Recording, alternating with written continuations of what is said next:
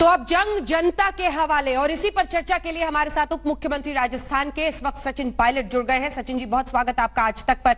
मेरा पहला सवाल आपसे यही होगा कि हर बार जब हम किसी फेज के बाद बात करते हैं तो कहते हैं बहुत ही निर्णायक दिन है, लेकिन सोमवार सही मायने में वापस लगभग लॉकडाउन के पहले की तस्वीर लौट रही है, लेकिन सोशल डिस्टेंसिंग और मास्क के साथ किस तरह की तैयारियां, किस तरह की सावधानियां इस वक्त बेहद जरूरी है, जो हम अगले कदम में दफ्तर, मॉल्स, धार्मिक स्थल सब खोलने वाले हैं, और क्या ये सब कुछ राजस्थान में भी आप खोल रहे हैं? कैसे?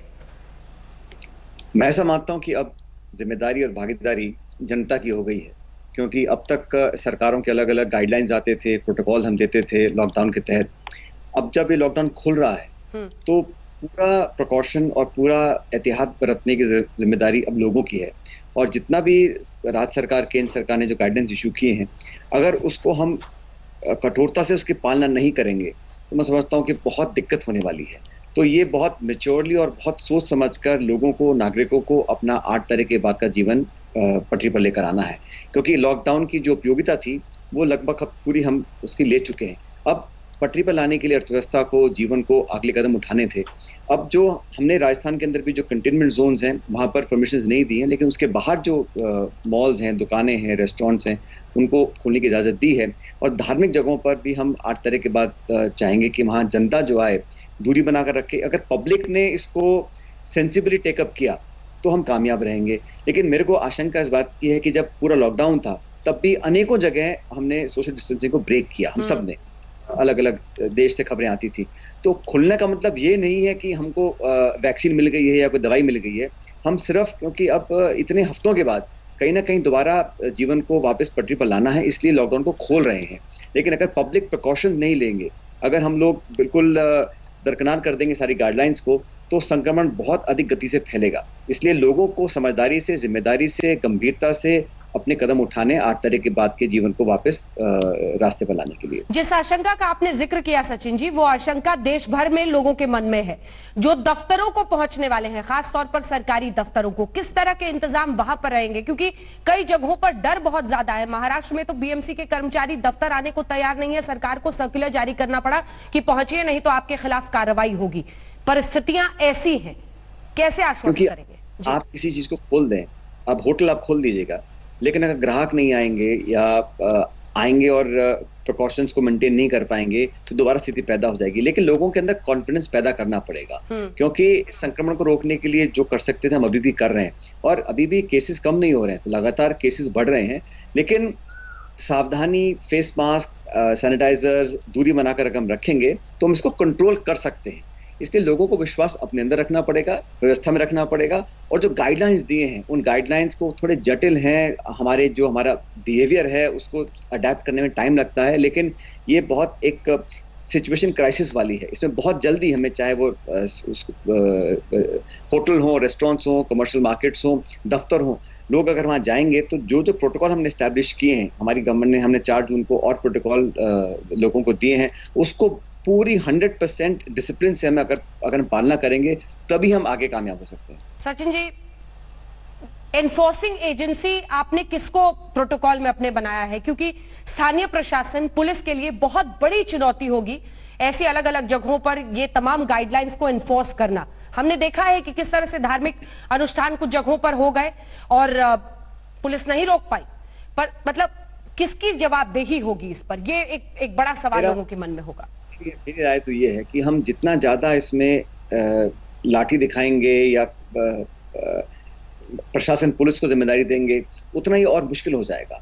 लोगों को स्वतः ही इसको पालना करनी चाहिए। हमारी एजेंसीज हैं, प्रशासनिक अधिकारी हैं, हमारे हेल्थ मिनिस्ट्री के ऑफिशियल्स हैं, जिला कलेक्टर है, पुलिस भी है, होमगार्ड भी है। लेकिन लोगों को मारपीट के आप कुछ करवाएंगे तो वो संभव नहीं इतने बड़े देश के अंदर। लोगों को खुद जिम्मेदारी से और अपने घर वालों को बचाव करने के लिए काम कर रहे हैं, इस सोच के साथ काम करना पड़ेगा। बाकी देश और प्रदेश में कमी नहीं है सरकारी ऑफिसर्स की, बाबुओं की, प्रशासन की, पुलिस की, लेकिन मैं समझता हूँ ये सेल्फ डिसिप्लिन लोगों को स्वतः ही करना पड़ेगा। इसको इन्फोर्स करने के लिए हम सब एहतियात के कदम उठाएंगे, लेकिन अगर पब्लिक खुद ही नहीं समझेगी, और गाँव के अंदर तो अंदर आप जानते हैं बड़ा मुश्किल हो जाता है, क्योंकि वहाँ पे आबादी ज्यादा है, पुलिसकर्मी कम होते हैं। शहरों में फिर भी आप कंटेन कर सकते हैं, लेकिन गाँव में अगर लोग समझदारी से काम नहीं लेंगे और दोबारा वैसे ही घुलना मिलना शुरू हो गया और यातायात शुरू हो गया, तो मैं समझता हूँ संक्रमण गांव में भी फैल सकता है, जो इस देश के लिए हमारे लिए बहुत चिंता का विषय है। मंडे से राजस्थान में सचिन जी क्या क्या खुल रहा है? क्या मॉल्स, धार्मिक स्थल, सरकारी दफ्तर, ये सब कुछ आप भी खोल रहे हैं वहां राजस्थान में? जी, दफ्तर सारे खुल रहे हैं और जो मॉल के अंदर सिनेमा हॉल्स हैं वो खुल नहीं रहे हैं, लेकिन जो स्टैंड अलोन सिनेमाज है वो खुल रहे हैं। लेकिन हर दुकानदार को, हर एस्टैब्लिशमेंट को हमने प्रोटोकॉल्स लिख कर दिए हुए हैं कि कितने लोग आ सकते हैं, कितना डिस्टेंस मेंटेन करना है और ओवर क्राउडिंग से बचना है।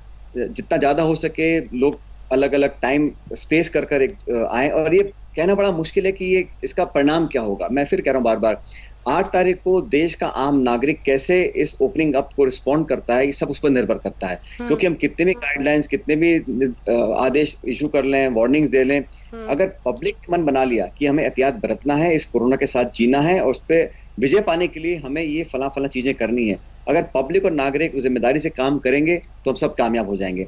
और उसके अलावा हम कितने भी आदेश दे दें, वार्निंग दे दें, लोगों को लाठियां मार दें, जेलों में डाल दें और लोग अगर नहीं मानेंगे तो फिर हमारी सारी मेहनत पे पानी फिर जाएगा, जो हमने पिछले कई हफ्तों में मेहनत करी है सब लोगों ने मिलकर। एक आखिरी सवाल, स्टैंड अलोन सिनेमा हॉल्स आप कह रहे हैं जो कि मॉल के अंदर नहीं है वो खुलेंगे और मॉल्स भी खुलेंगे, दोनों ही जगह एसओपी क्या है आपका? स्टैंड अलोन सिनेमा हॉल के अंदर कितने लोग बैठ पाएंगे और दूरी कैसे आप रख पाएंगे? मैं आपको करेक्ट करना चाहता हूँ, सिनेमा हॉल्स की परमिशन नहीं है। जो स्टैंड अलोन शॉप्स हैं वो सब खुलेंगी और सबको हमने स्ट्रिक्ट गाइडलाइन दिया है कि कितने लोग एक दुकान के अंदर जा सकते हैं और दुकान में खड़े होने के लिए उनको 2 गज की दूरी रखनी पड़ेगी। और जो दुकानदार है उसको भी हमने कहा है कि आप जो बिना मास्क के आएगा उसको आप सामान बेचेंगे तो वो उसको गलत कार्रवाई मानेंगे। तो नागरिकों को भी, दुकान मालिकों को भी, ऑफिस के जो कर्मचारी हैं उनको भी और जो फैक्ट्री के मालिक हैं उन सबको अलग अलग जिम्मेदारी बांटी गई है। और ये मैंने कहा ना, हमने गाइडलाइंस इशू करी है, लेकिन इसका रिस्पांस क्या आता है, मंडे को लोग कैसे इसको रिस्पॉन्ड करते हैं। जैसे आप कह रही हैं, कई लोग तो अगर छूट है फिर भी नहीं जा रहे हैं। मैं कई लोगों को जानता हूं जो आप होटल रेस्टोरेंट खोल रहे हैं लेकिन वहां कोई जाना नहीं चाहेगा क्योंकि अभी लोगों के अंदर भय लगा हुआ है। इसलिए अगर हम स्ट्रिक्टली सैनिटाइज करेंगे और लोगों को विश्वास दिलाएंगे कि सब कुछ ठीक रहेगा, अगर हम प्रोटोकॉल्स फॉलो करें तो धीरे धीरे लोग वापस दोबारा इकोनॉमी के अंदर अपनी दिनचर्या को बदलकर वापस अपना काम कर सकते हैं। लेकिन अगले कुछ दिनों के अंदर मैं फिर कह रहा हूं कि जिम्मेदारी सबसे बड़ी हम सबकी खुद की है, नागरिकों की, कि हम कैसे इस बदले हुए वातावरण के अंदर अपने आप को कैसे तब्दील कर सकते हैं और कैसे डिसिप्लिन और नियम के आधार पर हम अगले कुछ दिन अपना निकालेंगे। बहुत बहुत धन्यवाद आपका सचिन पायलट जी, उप मुख्यमंत्री राजस्थान के जुड़ रहे थे हमारे साथ। बड़ी चुनौती है सचिन जी, लेकिन इन सब के बीच जनता को भी अपना काम देखना है, इसी के साथ सावधानी भी देखनी है और सरकारों को भी ये सुनिश्चित करना है कि लोगों को बहुत बड़ा खतरा सामने ना दिखाई दे। धन्यवाद आपका हमारे साथ जुड़ने के लिए आज तक पर। नमस्कार, मैं हूं अंजना ओम कश्यप। हमें उम्मीद है ये वीडियो आपको पसंद आया होगा।